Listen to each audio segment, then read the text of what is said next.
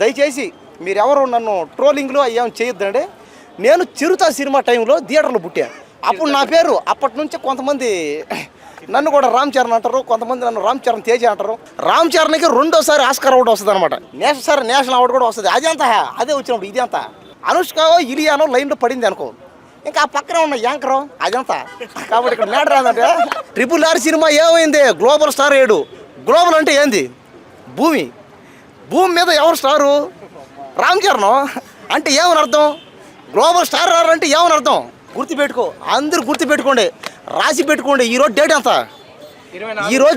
24. నేను మళ్ళీ జనవరి 24వ తేదీ ఇక్కడికే వస్తా. సినిమా రిలీజ్ అయిన నెల రోజులకి 50,000 కోట్లు కానీ రాకపోతే ఇక్కడ నేను రివ్యూలు చెప్పడం మానేస్తా. ఈ హైదరాబాద్ వదిలి పారిపోతా. గేమ్ చేంజర్ సినిమా ఖచ్చితంగా ఆ సినిమా రికార్డులు బ్రేక్ చేస్తుంది. రామ్ చరణ్కి రెండోసారి ఆస్కార్ అవార్డు వస్తుంది అనమాట. ఇప్పటిదాకా ఆస్కార్ అవార్డు తీసుకోవడం ఎవరు లేడు హీరోలు. రామ్ చరణ్ ఉన్నాడు. చూసుకో, RRR సినిమా ఏమైంది, గ్లోబల్ స్టార్ అయ్యాడు. గ్లోబల్ అంటే ఏంది, భూమి మీద ఎవరు స్టారు, రామ్ చరణ్ అంటే ఏమని అర్థం, గ్లోబల్ స్టార్ అంటే ఏమని అర్థం అంటే భూచక్రం తెలుసుకో. భూచక్రం కాదు చెప్తాడు.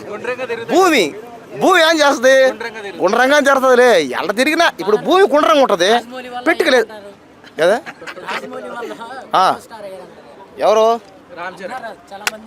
ఎవరు వాళ్ళని అవుతారు, అదే ఉంది.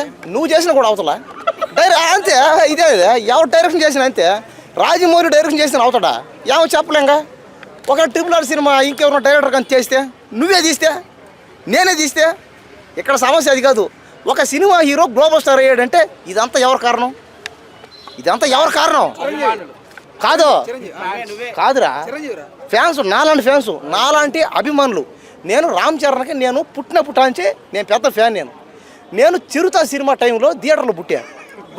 నిజంగా నేను నా వయసు ఎంత ఇప్పుడు 18 ఏళ్ళు.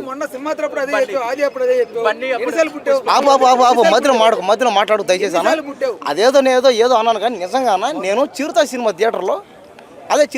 థియేటర్లో ఆడేటప్పుడు నేను పుట్టాను.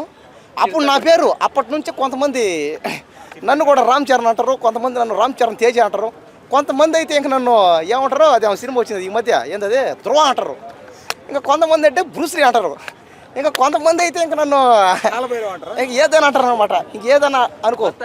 కాబట్టి నన్ను ఇంకా ఖచ్చితంగా ఆ cinema Ram Charan game changer cinema 50,000 కోట్లు వసూలు చేస్తుంది. ఆస్కార్ అవార్డు వస్తుంది. వచ్చిన తర్వాత దయచేసి ఇప్పుడే చెప్తున్నా, మీడియా అందరూ చెప్తున్నా, అయ్యా క్షమించండి దయచేసి. నాకు రామ్ చరణ్ ఏమి డబ్బులు ఇవ్వలేదు, నాకు ఎవరు ఒక్క రూపాయి కూడా ఇవ్వాల. నేను అభిమానంతో మాట్లాడుతున్నా. అభిమానంతో అరే ఆస్కార్ అవార్డు వస్తారా, నేషనల్ అవార్డు కూడా వస్తుంది. అదే వచ్చినప్పుడు ఇది అంతా. ఇప్పుడు కత్తిరాని ఫిగర్ పడినప్పుడు ఇది అంతా దారి ఫిగర్. ఎవరు హీరోయిన్ పట్టేస్తే ఇంకేముంది. ఇప్పుడు హీరోయిన్ ఫిగర్ పడింది అనుకో, ఇప్పుడు చెప్తాను ఫర్ ఎగ్జాంపుల్ ఓడికి అనుష్క ఇలియానో లైన్లో పడింది అనుకో, ఇంకా ఆ పక్కన ఉన్న యాంకర్ అదంతా. కాబట్టి ఇక్కడ మ్యాటర్ ఏంటంటే కత్తిరాని ఫిగర్ పడినప్పుడు ఇదేం చెప్పడే. కాబట్టి నేను చెప్తున్నాను ఖచ్చితంగా నాకైతే ఎవరు ఒక రూపాయి కూడా ఇవ్వలేదు. నేను ఇదంతా ఎందుకు చేస్తానంటే అభిమానంతో చేస్తాను. నేను ఆయన పెద్ద ఫ్యాన్ని. ఆయన సినిమాలన్నా, ఆయన డైలాగులు అన్నా, ఆయన యాక్టింగ్ అయినా, ఆయన డ్యాన్సులు అన్నా, ఆయన ఫైట్లు అన్నా, ఆయన రొమాన్స్ అన్నా నాకు చాలా ఇష్టం. ఎవరో రామ్ చరణ్ కోసం ఉప్పు రిపీట్ చేస్తాను. అది అవునవును చేస్తాను, నీకే చేస్తాను సార్ అది. కాబట్టి నేను చెప్పాను కదా, ఇది వరకు కూడా చెప్పాను. కాబట్టి నేను థియేటర్లో పుట్టాను కాబట్టి ఇదంతా నాకు అది అభిమానం. ఇదంతా నేను అభిమానంతో చేశాను. దయచేసి మీరెవరు నన్ను ట్రోలింగ్లో అయ్యాం చేయొద్దండి. నేను నిజంగానే చెప్తున్నాను, ఇది కామెడీ కాదు, సీరియస్ ఇది, ఓకేనా.